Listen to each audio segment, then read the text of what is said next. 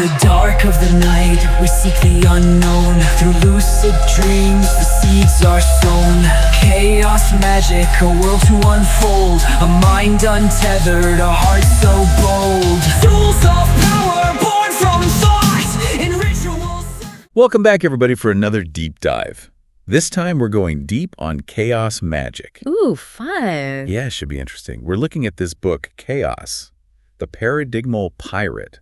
By Joshua Wetzel. Right. Frater Reditosk, he also goes by. Yeah, that's right. This is kind of like Chaos Magic 101, as I understand it. Yeah, it's like a nice little starter kit. So, for those of us who don't know a lot about chaos magic, yeah, what is it? Well, the first thing that really strikes me about chaos magic in general, and this book in particular, is that it's very focused on results. Oh, interesting. It's less about the dogma and more about like what works. Okay, so it's a very practical system of magic. Yeah, exactly. And I think Wetzel really emphasizes, you need to experiment and just find what works for you. So like a DIY kind of magic. Kinda, yeah, exactly. I love that. Yeah. But okay, so like less about deities, more about like what you can do yourself. Yeah, it's about harnessing the power of belief. Okay. To make changes in your life in accordance with your will. Okay, so you're like shaping your reality. In a way, yeah. And so I think of it as like a toolbox full of techniques you can use to achieve specific goals. I like that. Right. So if you want to advance your career, you want to find love, you want to understand yourself better, there are tools in this book that can help you to do that. Okay, so we can get into specifics later, but that gives me a really good general overview. Yeah. One of the things you mentioned before we started recording that I thought was so fascinating was the idea of lucid dreaming. Yes. As like a technique in chaos magic. So lucid dreaming is a very powerful technique that you can use to enter into gnosis and to bypass something called the psychic sensor. Oh, interesting. And to perform magic. Okay. I'm already lost. Okay, so let me explain. So Nice. Gnosis is the state of mind that's necessary for magic to actually work. Okay. It's like an altered state of consciousness. Got it. And then the psychic sensor is basically this barrier in your mind that filters your beliefs and kind of prevents you from seeing from what is real. Yeah, from what is real or from achieving what you want to achieve. Okay. So in order for magic to work, you have to bypass that psychic sensor. Okay, and lucid dreaming is how we do that. It's one way to do that, yeah. Okay. So if you imagine being aware that you're dreaming and then being able to control the dreamscape, you can kind of bypass that psychic sensor and really tap into your magical potential. Now, I've always been fascinated by lucid dreaming. Yeah. I've never had a truly lucid dream. Yeah. But the idea of being able to control your dreams is so amazing to me. So how do we get to that level of control? How do we even start to practice lucid dreaming in that way? Wetzel lays out a pretty good step-by-step program in the book. Okay. So the first thing you need to do is you need to identify your dream signs. What are dream signs? Dream signs are basically recurring elements in your dreams that indicate that you're dreaming. Okay. So for example, you might always see a certain animal or a certain person, or you might always be in a certain location. And once you start to recognize those dream signs, you can start to become aware that you're dreaming while you're dreaming. Got it. And then you can start to use different techniques like mild or wild. Okay, I love these acronyms. Yeah. So mild stands for mnemonic induction of lucid dreams. Okay. And wild stands for wake-induced lucid dreams. I like that. And those are techniques you can use to actually induce lucidity. So you're in the dream state, but you're aware. Exactly. You're aware you're dreaming, and then you can start to control your dream. Okay, now that sounds amazing. But what can you do? Yeah.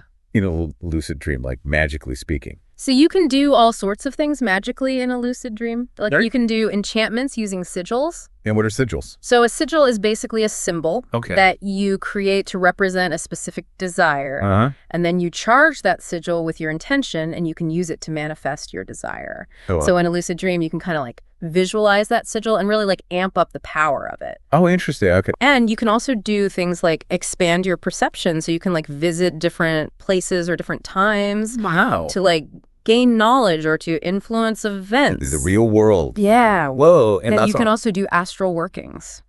And what are astral workings? So astral workings are basically influencing events elsewhere without actually being physically present. Okay, we're going to have to do a whole deep dive on astral projection. Yeah, we could totally do that. Okay, so we're talking about gnosis and the psychic sensor. Yes. It seems like gnosis is very important. Yeah, it's a fundamental concept in chaos magic. What is it? So gnosis is that altered state of consciousness we talked about. Okay. Where your mind is like focused and receptive and free from limiting beliefs. So how do we get there? How do we achieve gnosis? So Wetzel outlines 3 main categories of gnosis. 3 main categories. Okay, let's hear it. So the first category is inhibitory gnosis. What does that mean?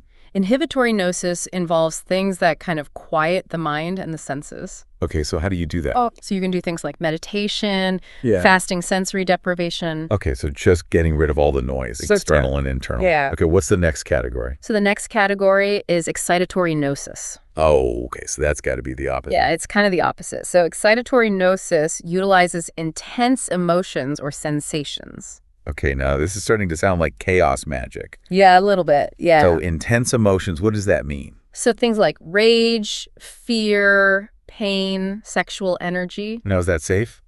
It can be dangerous if it's not approached with caution and responsibility. Yep. And Wetzel really emphasizes that. You know, you need to be very careful with these techniques. But these intense emotions can be very powerful catalysts for magical work. Okay, so it makes sense, but you got to be careful. Yeah, exactly. Okay, so that's inhibitory and excitatory. What's the third one? So the third category is chemical gnosis. Okay, and this one's probably the one we should be the most careful with. Yeah, definitely. So this involves using substances to alter your consciousness. Yeah. And again, responsible use is absolutely paramount. Yeah, of course. It's about like exploring different pathways to gnosis, but always with like safety and respect for your well-being. Safety first. Yeah, for sure. Okay, so we have these different ways to achieve gnosis, to different categories. How do we apply that in our actual magical practice? Right, so that's where the tools and techniques come into play. Okay. So Wetzel talks about a whole array of weapons and tools. Ooh, weapons. Yeah, weapons and tools What does that mean? that are used by chaos magicians. Give me some examples.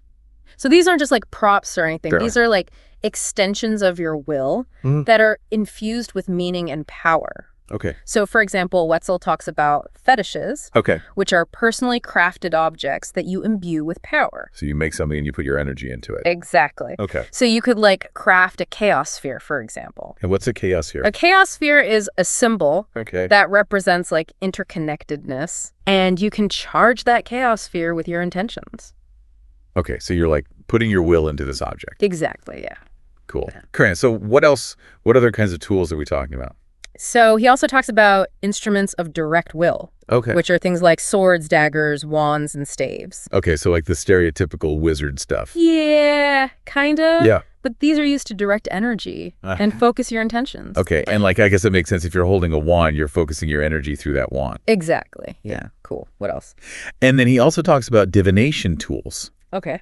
which are personalized tools that help you to access knowledge and insights. So like tarot cards and things. Like tarot cards, yeah. Okay. But he encourages you to like modify them Oh, interesting. and personalize them to your own energy. So you're really making the magic your own. Exactly. Yeah. I love that. And it gets even more interesting when we start to talk about servitors. Oh, servitors tell me everything. What are servitors? So servitors are basically magical helpers. Wait, hold on. So you're telling me I can create magical helpers? Yeah, kind Like of. little magical interns running around doing my bidding? Well, it's a little more nuanced than that. Yeah. But basically you're using your will and imagination Yeah. to bring these entities into being. So you're creating them. Yeah. Okay. How do you create a servitor? So there are a few different approaches. Okay. Right? So one approach is to work with demons from grimoires, Ooh. which are like ancient texts of magical knowledge. Yeah. But you're not like summoning them or controlling them. Okay. You're treating them as partners. Oh, interesting. Okay. You can also create protoplasms, which are basically entities that you form from scratch. Okay. Or you can create thought forms, which are where you take like repressed emotions and desires and you shape them into useful entities. Okay, so you're taking like the energy that's already within you Exactly. and using it to create something. Wow, that's amazing. Okay, so it sounds like chaos magic is all about like pushing boundaries and challenging traditional ideas. Absolutely. Like taking control and shaping your reality. Yeah, it's very much about empowerment. That's amazing. Okay, so servitors got it. What else is there? So then we get into rituals. Ooh, rituals. So in chaos, magic rituals are carefully orchestrated performances Okay. that are designed to bring about specific changes. So it's not just like lighting candles and chanting. It can be that. Okay. But it's more about like really putting your intention and your will into a specific action or series of actions. So you're setting an intention and then you're performing this ritual to bring that intention into reality. Yeah. Okay, I like that. And Wetzel really emphasizes originality and personal meaning in ritual design. Okay, so you're not just following a script, you're creating your own rituals. Exactly. That's cool. So he introduces the 8 colors of magic. 8 colors of magic. Which represent different areas of focus. Like what? So like love, wealth, death, things like that. Okay. But he encourages you to draw inspiration from all sorts of sources and to create rituals that really resonate with you. So like a magical chef. Kind of, yeah. Coming up with your own recipe. Exactly. I love, okay, so rituals, got it. Yeah. Now I'm starting to get a sense of the power and the versatility of chaos magic. Yeah. But it also seems like it requires a lot of self-awareness. Definitely. And discipline. Yeah. I mean, are we sensing a theme here? Yeah, I think so. So where do we go from rituals? So from rituals, we get into the concept of metamorphosis. Metamorphosis is like a caterpillar transforming to a butterfly. Exactly. Yeah. So it's about like constantly evolving, shedding limiting beliefs, and stepping into new versions of yourself. So this is about personal growth. Yeah. Transformation on a deep level. Exactly. Not just spells. Yeah. It's about like really changing who you are at your core. Wow. Okay. I like that. And, you know, I'm starting to see how all these different concepts fit together. Yeah. It's all about like taking control of your life. Yeah. And shaping your reality. Yeah. Okay. So metamorphosis, got it. What else? So then we get into one of the most intriguing concepts, I think, in the whole book, which is paradigmal piracy. Paradigmal piracy. That sounds like we're about to go on a treasure hunt. Yeah, kind of. Okay. So what treasure are we plundering? So think of all the different belief systems out there. Like religions, philosophies, scientific theories. Yeah. Each one offers a unique way of understanding the world. Okay. Right? So paradigmal piracy is about exploring these different paradigms. Paradigms meaning belief systems. Yeah, belief systems. Okay. And adapting elements that resonate with you without necessarily becoming a true believer. So you're taking the best parts of each. Yeah, you're kind of like cherry picking the best parts and creating your own unique blend. Okay, so you can be a Buddhist Christian scientist all at the same time. Well, not necessarily all at the same time. Okay. But you can like take elements from each. Okay. And create something that works for you. Okay, so are there like different approaches to this paradigmal piracy? Yeah, so Wetzel suggests 2 approaches. Okay. So the first one is the eclectic approach. Okay. Which is basically like taking bits and pieces from different paradigms as they appeal to you. Got it. And then the second approach is the systematic approach. Okay. Which is where you immerse yourself in one paradigm at a time. Okay. You really like explore it in depth. Yeah. And then you move on to another one. Now, is there a danger in doing this? Like, are you going to lose yourself in all these different beliefs? That's a valid concern. Yeah. And Wetzel emphasizes the importance of critical thinking and self-awareness. Okay. So you're using these paradigms as tools. Yeah. You're not letting them define you. Okay. And he warns against becoming a true believer in any one system, because that can kind of lead you down a path that you might not want to go down. Okay. So use them, but don't let them use you. Exactly. Okay. I like that. So paradigmal piracy. This is so interesting. I love this idea that you're not just like limited to one tradition or one path. Yeah. You can really create your own. Yeah. It's very much about like personal freedom and exploration. I love that. Okay. So what else do we need to know about chaos magic before we move on? So I think one of the most important things to understand about chaos magic is that it's not just about like spells and rituals. Okay. It's about like a way of life. Okay. It's about like a way of thinking. And it's about like a way of being in the world. So like a philosophy almost? Kind of, yeah. Okay. And it's about like taking responsibility for your own reality. I like that. Okay. And like creating the life that you want. So we've covered a lot of ground here. Yeah. We've talked about gnosis, the psychic sensor, lucid dreaming, different kinds of tools. Servitors, rituals. Yeah, rituals, colors of magic. Metamorphosis. Paradigmal piracy. Yeah. This is a lot to take in, but I feel like we're starting to get a good grasp of what chaos magic is all about. I think so. What it can do for us. Yeah. But I think we need to take a break and hear from our sponsors. Sounds good. Hi everyone! Next week we will have 3 podcasts about very interesting books on chaos magic, because although they are not specific lines, they are very useful to those who are willing to use them, both in concrete jungles and in nature. This is here at... Chaos Magic Time. Welcome back to the show. So before the break, we were about to get into some of the more, shall we say, intense aspects of chaos magic. Yeah, like the black monasticism, which kind of sounds ominous. It does sound ominous. Yeah. But I think, Wetzel approaches this topic with a lot of pragmatism and even kind of a dark sense of humor. Okay. He really emphasizes that cursing at its core is about, strategically disabling an opponent. Okay. Not necessarily about causing harm for the sake of it. So it's more strategic. Yeah, it's more about gaining an edge or removing an obstacle than it is about revenge or something like that. It's not about sticking pins in a voodoo doll. Not necessarily, no. Okay. It can be, but it can also be much more subtle than that. Okay, so give me some examples of what you mean by subtle approaches to cursing. So for example, Wetzel talks about techniques that are designed to drain an opponent's willpower. Oh, interesting. Or even to lead them to self-sabotage. Okay, now that's kind of creepy. Yeah, it's a little bit unsettling, but it's also kind of brilliant. Yeah, okay, so how does this black monasticism program actually work? What do you do? So the program involves a week-long fast. Okay. During which the magician creates 6 sigils. Okay, and we talked about sigils before. Those are symbols that represent a specific intention. Right, exactly. Yep. And all of these sigils are focused on the same intention of disabling the target. Okay. And then each sigil is paired with a servitor. Okay, so those magical helpers that we talked about. Right, and these servitors are specifically designed to carry out a particular aspect of the curse. Oh, so it's like a multi-pronged attack. Exactly. It's like assigning different agents to a mission. I like that analogy.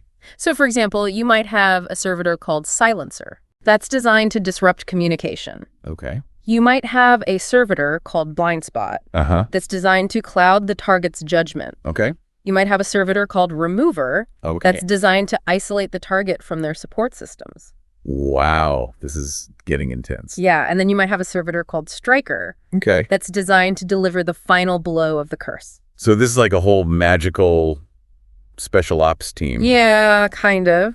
Okay, but what about the ethics of this?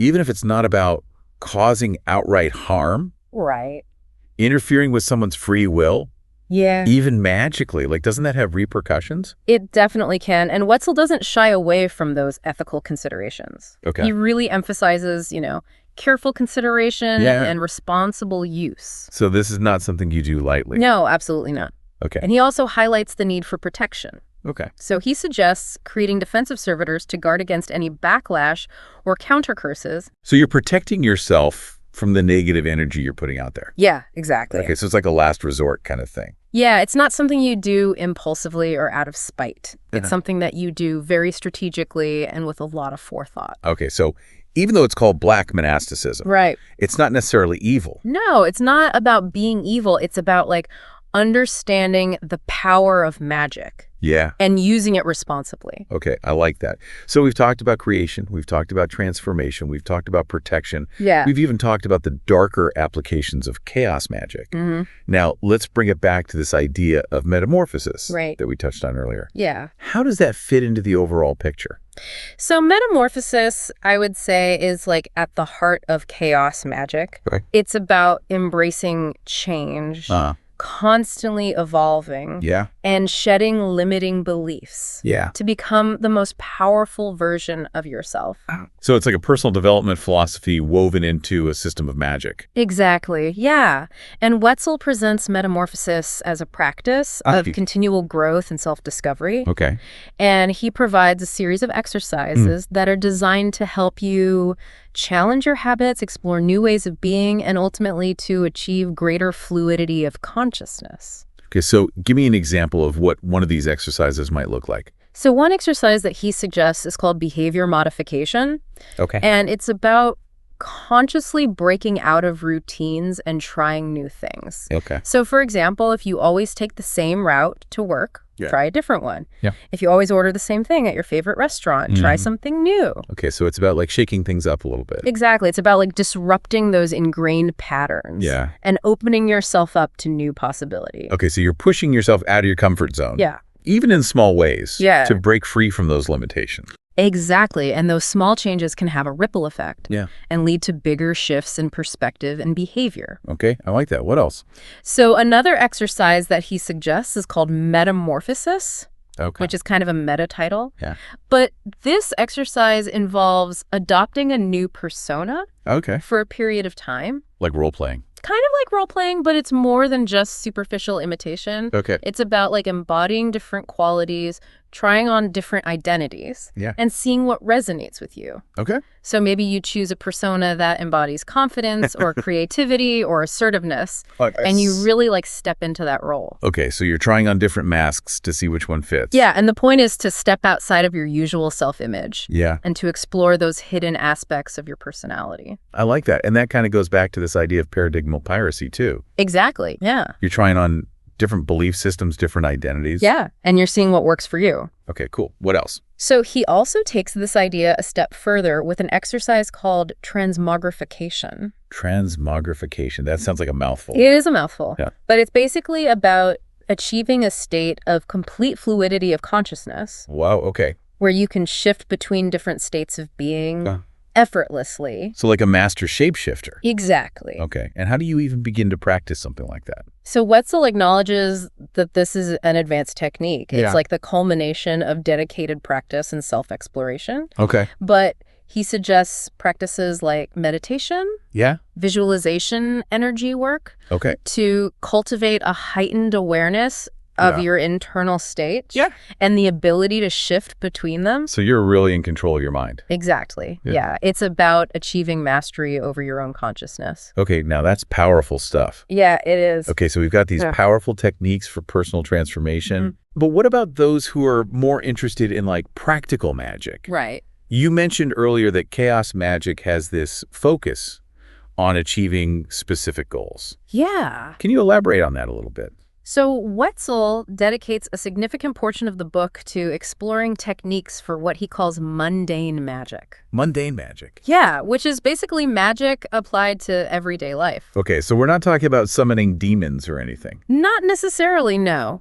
But it's about recognizing that magic is not limited to rituals and spells. Okay. It can be incorporated into every aspect of our lives. So how do you apply chaos magic to, like, mundane tasks or goals? So, for example, Wetzel gives the example of using sigils to enhance your performance at work. So let's say you have a big presentation coming up. Yeah. You could create a sigil that represents confidence and clarity, charge it with your intention, and then visualize it during your presentation. So it's like a magical power boost. Exactly. Yeah. Okay, I like that. Or let's say you're looking for a new apartment. Okay. You could create a sigil that represents your ideal living space. And place it somewhere where you'll see it frequently. Yeah. Like in your wallet or on your phone's home screen. Okay. And that sigil will act as a constant reminder of your intention. Okay. And it will help to attract the desired outcome. So it's about like using these magical tools to focus your energy and to align yourself with your goals. Exactly. Okay. I like that. And it seems like there's a lot of room for experimentation and creativity. Absolutely. Wetzel really encourages people to find what works for them. Yeah. And to be creative in how they apply these techniques. So it's not just about following a set of rules. No, it's about like using your imagination and your intuition. Okay, this is really starting to paint a picture of how versatile chaos magic can be. Yeah. It's not just about like chanting spells or summoning spirits. It's about using this set of principles and techniques to empower yourself and shape your reality. In meaningful ways. Yeah, I think that's a great way to put it. Okay, so we've talked about the light side, we've talked about the dark side, we've talked about the personal transformation aspect. Yeah. Is there anything else we need to know about chaos magic before we wrap up this deep dive? I think one of the most important things to remember is that chaos magic is a constantly evolving practice. Okay. And it's really about finding what works for you. So it's not a one-size-fits-all kind of thing? No, definitely not. Okay. And I think that's what makes it so appealing to a lot of people, is that it's very adaptable. I can definitely see the appeal. I mean, it's about taking control of your life. Yeah. And becoming the author of your own story. Exactly. But I think we need to take another quick break and hear from our sponsors. We are and live here to enjoy life. Avoiding this means avoiding being ourselves. One of the ways people like to live is by learning more, And that's why I make these podcasts about books and about chaos magic. Here in Brazil, we are all educated to be cheap. That hurt education to be socially accepted. So I thought that the popular objection to chaos magic would be very intense.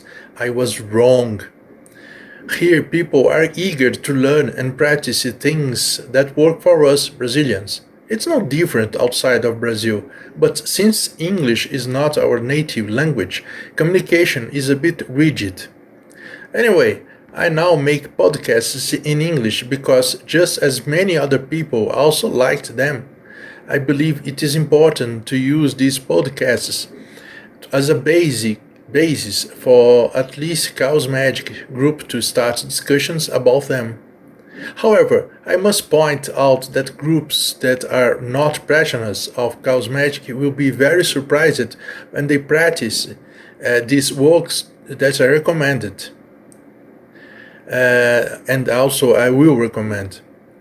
Let's keep our hunger for learning strong here in Brazil or anywhere on the world. Hugs!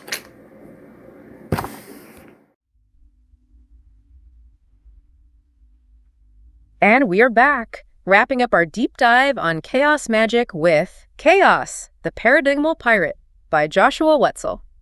You know, one thing that really struck me about Wetzel's approach, he gives you all these detailed instructions for techniques. Yeah, but he always comes back to this idea of, you need to adapt it for yourself. Right. It's not about dogma. Yeah, exactly. It's not about, blindly following the rules. Yeah, it's about finding what works for you. Yeah, find what works for you, experiment, and, Chaos Magic is about personal empowerment, so you're not going to get empowered if you're just blindly following somebody else's rules. Right. It's about making it your own.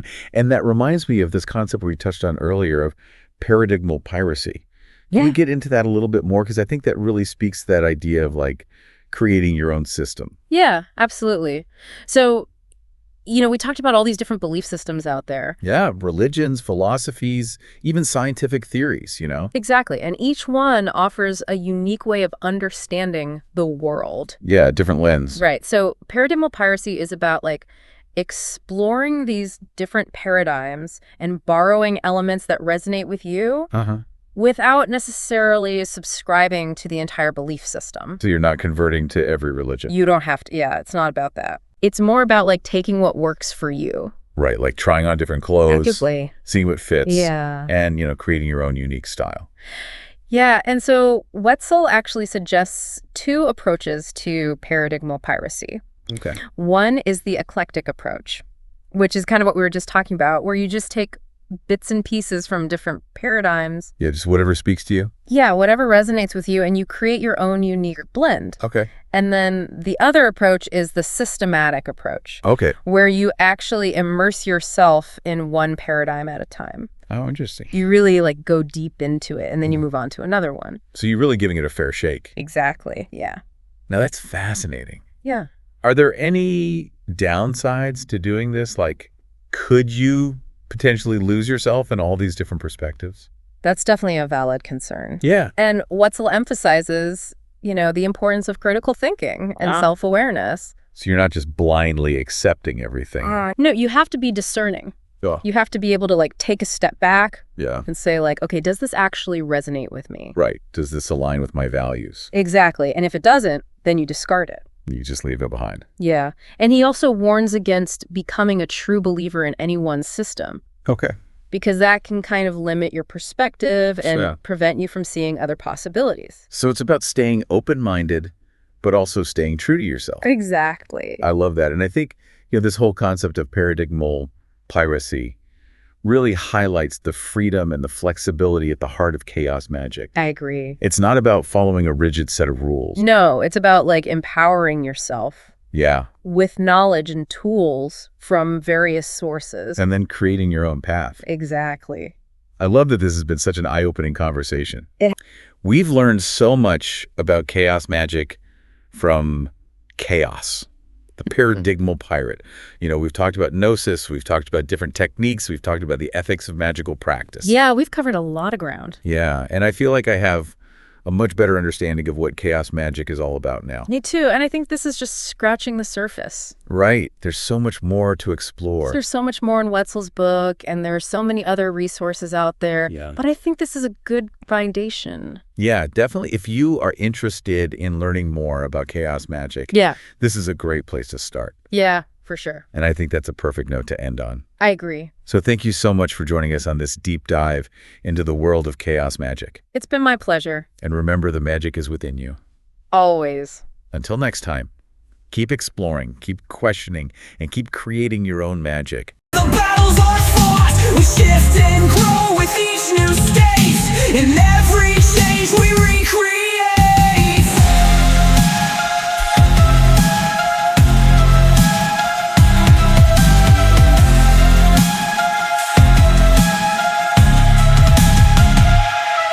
We're pirates of the paradigms, breaking boundaries, crossing lines.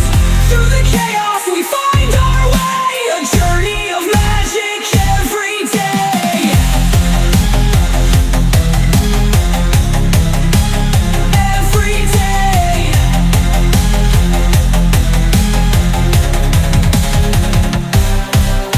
Servers and symbols, they come alive in all